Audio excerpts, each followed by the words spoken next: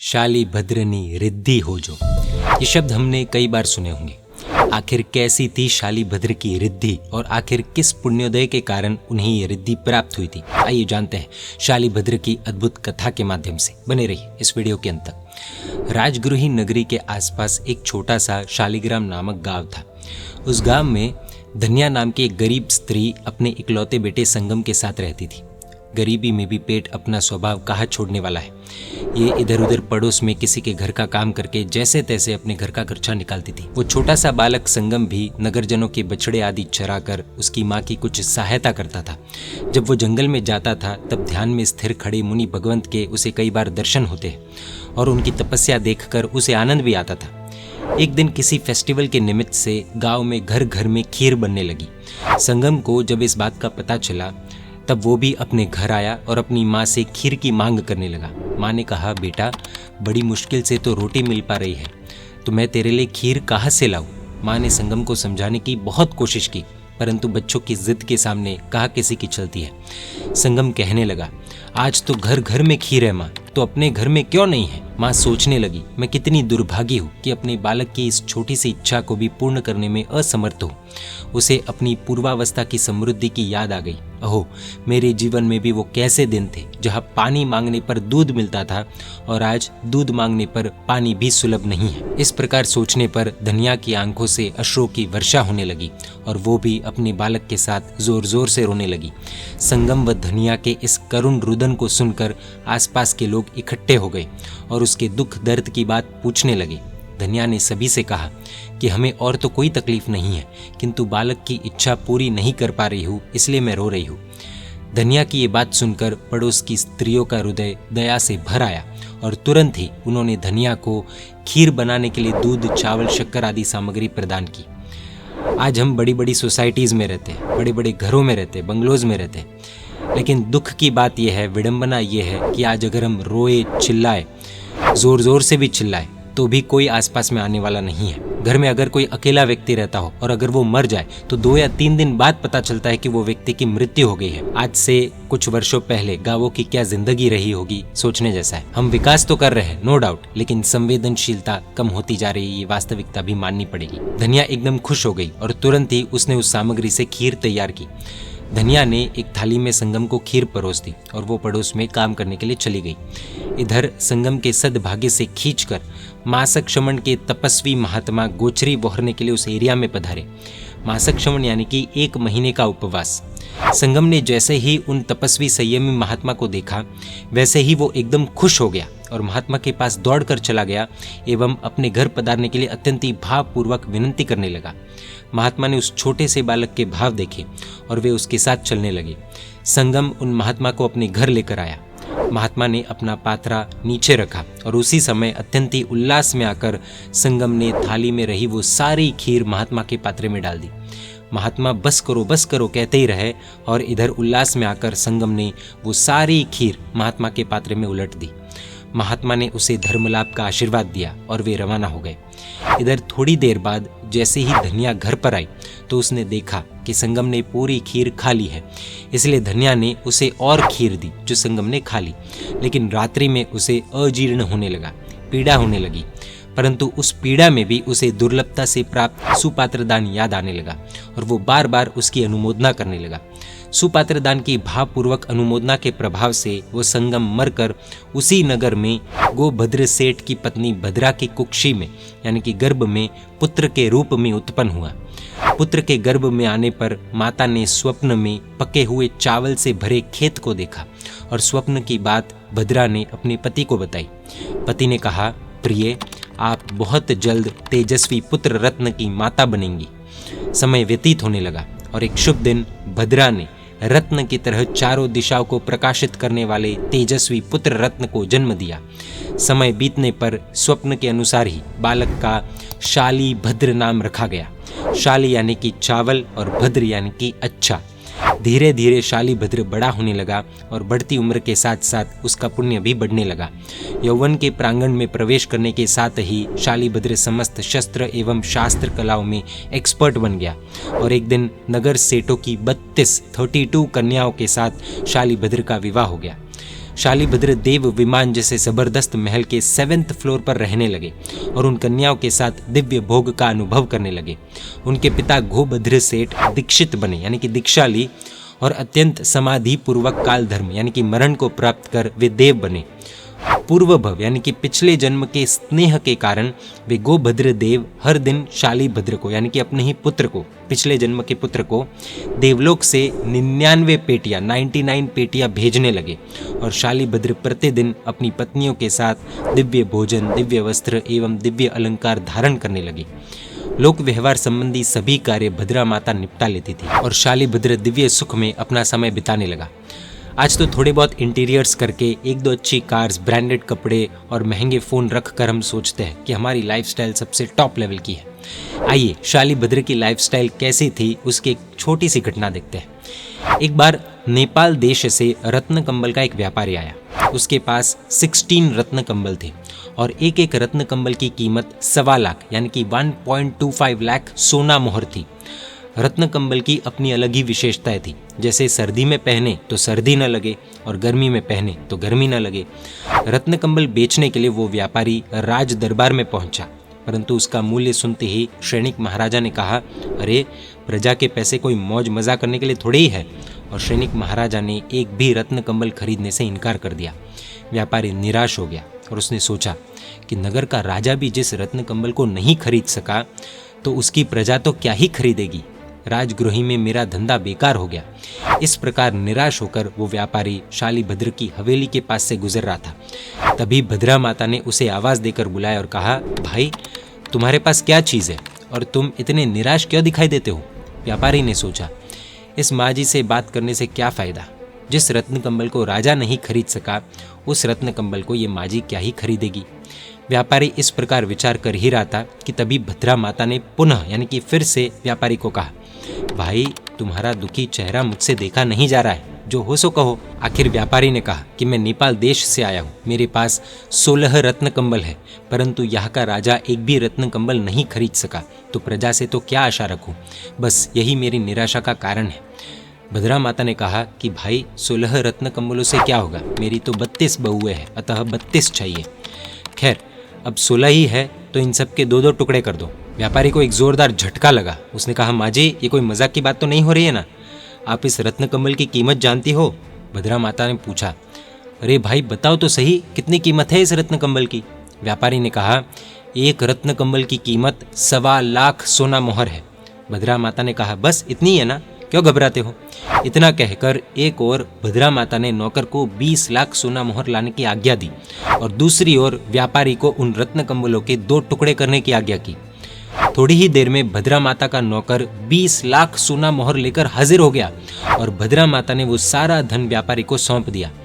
व्यापारी तो ये देखकर हक्का बक्का हो गया और सोचने लगा कि अरे जिस नगर का राजा एक रत्न कंबल भी नहीं खरीद सका, उस नगर में इन माँ जी ने सभी के सभी रत्न कंबल खरीद लिए। व्यापारी ने 20 लाख सोना मोहर ले ली और 16 रत्न कंबलों के 2 टुकड़े कर माँ जी को सौंप दिए और भद्रा माता ने वो 32 रत्न कंबल अपनी 32 बहुओं को दे दिए। उन बहुओं ने स्नान करने के बाद उन रत्न कंबलों से अपना शरीर पोंछ लिया और उसके बाद उन्हें पैर साफ करने के स्थान पर रख दिया।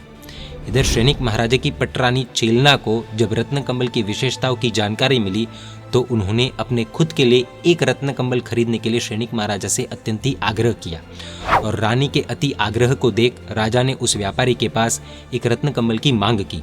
व्यापारी ने कहा कि मेरे पास तो अब एक भी नहीं बचा है, सभी रत्न कंबल भद्रा माता ने खरीद लिए हैं। राजा ने एक होशियार पुरुष भद्रा माता के घर भिजवाया और कहलवाया कि जो भी मूल्य है वो लेकर एक रत्न कंबल राजा के लिए दे दीजिए।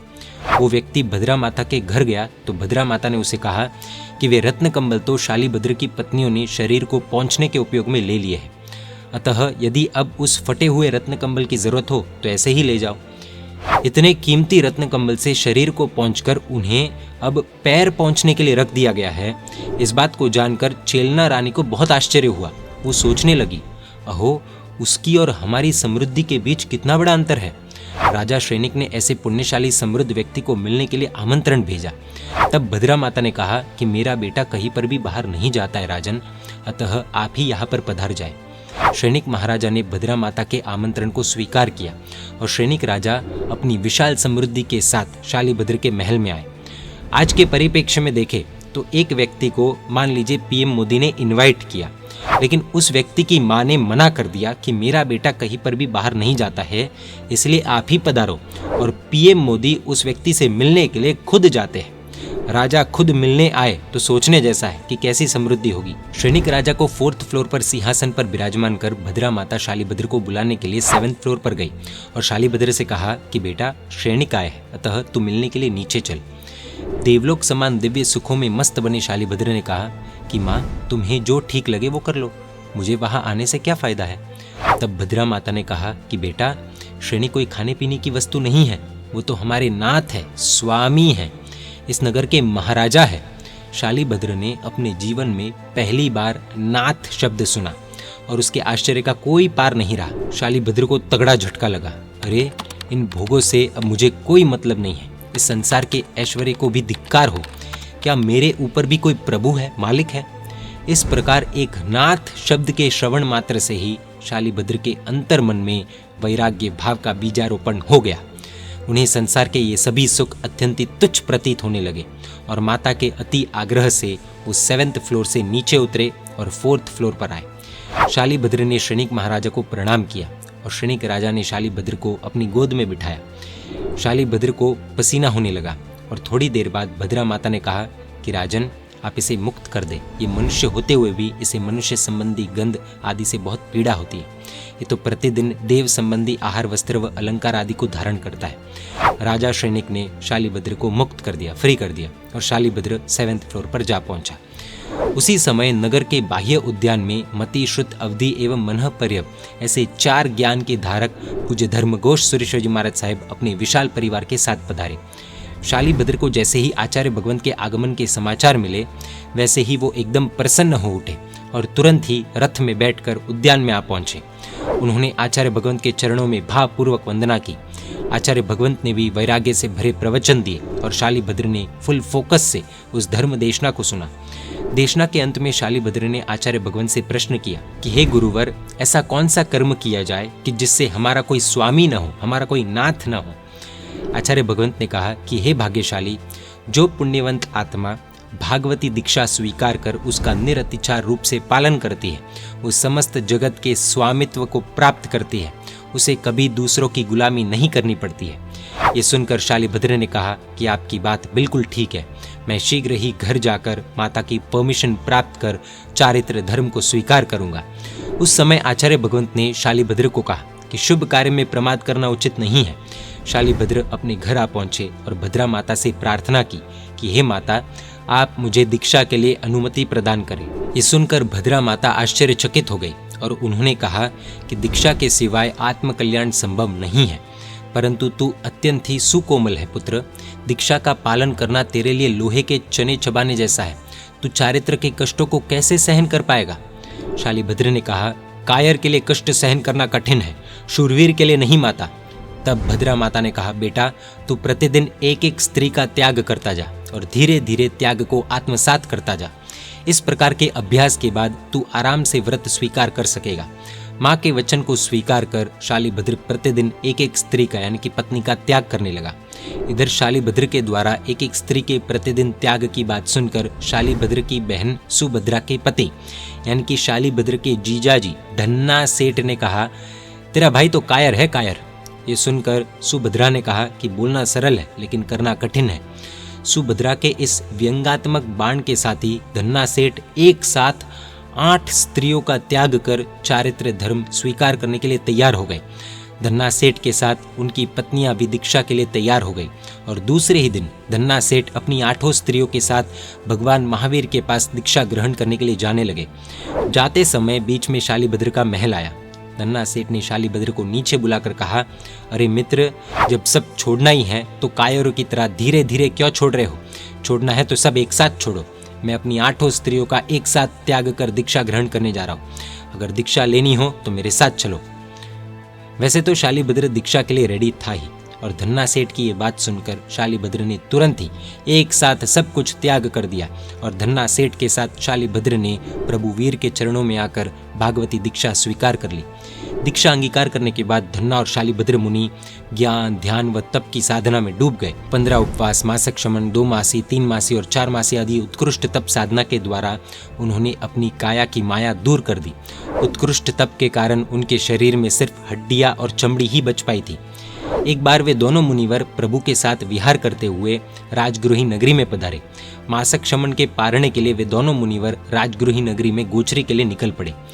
प्रभु वीर ने उनसे कहा कि आज तुम्हारी माता के हाथ से तुम्हारा पारणा होगा। शालीभद्र और धन्ना मुनि भद्रा माता के घर पहुंचे, परंतु तप के द्वारा उनकी काया इतनी अधिक कृश बन चुकी थी कि उन्हें घर पर कोई पहचान नहीं पाया। प्रभु वीर व शालीभद्र आदि को वंदन करने की जल्दी में भद्रा माता घर आए शालीभद्र मुनि को पहचान ही नहीं पाई और कुछ क्षण तक स्थिरता कर वे दोनों मुनि पुनः नगर के द्वार की ओर चल पड़े। उसी समय एक वृद्धा यानी कि बुजुर्ग माता दही व घी बेचने के लिए नगर में जा रही थी। शालीभद्र मुनि को देखते ही पूर्व भव के स्नेह के कारण, पिछले जन्म के स्नेह के कारण उनके स्तनों में से दूध बह निकला। उस माजी ने दोनों मुनियों को वंदन किया और पारणे में दही बहराया। दोनों मुनि दही बहरकर प्रभु वीर के पास आए और शालीभद्र मुनि ने प्रभु से पूछा कि हे प्रभु, आपने तो माता के हाथों से पारणा की बात कही थी, फिर ऐसा कैसे हुआ? प्रभु ने हकीकत बताते हुए कहा कि जिनके हाथों से दही बहरा है वह तुम्हारी पूर्व भव की यानी कि पिछले जन्म की माता थी। सिर्फ दही से मासक शमन के दीर्घ तप का पारणा करके शालीभद्र और धन्ना मुनि प्रभु महावीर के पास आए और कहने लगे कि हे प्रभु, आत्म कल्याण के लिए, इस शरीर की ममता दूर करने के लिए हम वैभारगिरी पर्वत पर पादपोप गमन यानी कि वृक्ष की तरह एकदम स्थिर ऐसा अनशन करना चाहते हैं। प्रभु ने उनकी योग्यता जानकर सहर्ष अनुमति प्रदान कर दी और वे दोनों मुनिवर वैभारगिरी पर्वत पर चढ़ गए और दोनों ने पादपोप गमन अनशन व्रत स्वीकार कर लिया। इधर थोड़ी देर बाद भद्रा माता प्रभु के पास आई और प्रभु से बोली कि हे प्रभु, शालीभद्र और धन्ना मुनि कहाँ पर है? वे गोचरी के लिए हमारे घर नहीं पधारे। प्रभु ने भद्रा माता से कहा कि वे दोनों मुनि तुम्हारे घर गोचरी के लिए आए थे, परंतु यहाँ आने की जल्दी में तुम उन्हें पहचान नहीं पाई। शालीभद्र की पूर्व भव की माता ने उन्हें दही से पारणा करा दिया और अब उन दोनों महासत्वशाली मुनियों ने जन्म मरण के इस चक्कर को खत्म करने के लिए वैभारगिरी पर जाकर अनशन व्रत स्वीकार किया है। ये सुनकर श्रेणिक महाराजा के साथ भद्रा माता भी वैभारगिरी पर्वत पर पहुंची। अपने पुत्र के भयंकर कष्ट को देख वो जोर से रोने लगी और रोते हुए बोली कि हे मुनिवर, आप मेरे घर पर आए और दुर्भाग्य से मैं आपको पहचान नहीं पाई। मेरे प्रमाद को धिक्कार हो। आपने संसार का त्याग कर दिया था, फिर भी मुझे आशा थी कि आप अपने दर्शन से मुझे फिर से आनंद प्रदान करोगे, परंतु देह त्याग के लिए प्रारंभ किए अनशन व्रत के द्वारा तो मेरी वह आशा भी निष्फल हो गई। आपके द्वारा प्रारंभ किए व्रत में मैं विघ्न डालना नहीं चाहती हूँ, परंतु उस कठोर शैया के कष्टों को आप कैसे सहन कर पाएंगे? उसी समय श्रेणिक महाराजा ने भद्रा माता से कहा कि माता जी, हर्ष के स्थान पर ये शोक क्यों? ऐसे पुत्र रत्न को जन्म देने वाली तू महाभाग्यशाली एक ही है। ये मुनिवर तो महान तत्वज्ञानी है। इन्होंने तृण की भांति यानी कि घास के टुकड़े की भांति सारी लक्ष्मी का त्याग कर दिया और साक्षात मुक्ति की प्राप्ति के समान प्रभु के चरण कमलों को स्वीकार कर लिया है। ये तो जगत के स्वामी वीर प्रभु के शिष्य के अनुरूप ही तप कर रहे हैं, अतः तुम व्यर्थ ही अपने स्वभाव के कारण इस प्रकार का दुर्ध्यान क्यों कर रही हो? श्रेणिक महाराजा के वचनों को सुनकर भद्रा माता ने प्रतिबोध प्राप्त किया और फिर दोनों मुनिवरों को भावपूर्वक नमस्कार कर वे अपने घर चली गई। शालीभद्र व धन्ना मुनि भी अनशन व्रत को पूर्ण कर अत्यंत ही समाधि पूर्वक काल धर्म प्राप्त कर सर्वार्थ सिद्ध विमान में 33 सागरोपोम की स्थिति वाले देव बने और वहां से च्यव कर मानव भव प्राप्त कर मोक्ष में जाएंगे। शालीभद्र की कथा से हमें बहुत कुछ सीखने और जानने को मिलता है। आइए इस कथा की लर्निंग्स जानते हैं। हम कहते हैं कि शालीभद्र की रिद्धि हो जो, रियलिटी में हमें सूत्र शायद चेंज करना चाहिए। शालीभद्र की अनासक्ति हो जो, ये सूत्र होना चाहिए। यानी गुरु भगवंत बताते हैं कि रिद्धि मिलने के पश्चात वो रिद्धि वृद्धि में घुस न जाए, उसका बहुत ही ज्यादा ध्यान रखना चाहिए। अनासक्ति यानी कि कितनी भी अच्छी चीज पर लगाव का अभाव, ये बहुत ही इंपॉर्टेंट है। शालीभद्र जी के पास सब कुछ होने के बाद भी वे सब कुछ को छोड़कर कुछ नहीं के पथ पर चले और इसलिए उन्होंने सही मायने में सब कुछ पा लिया।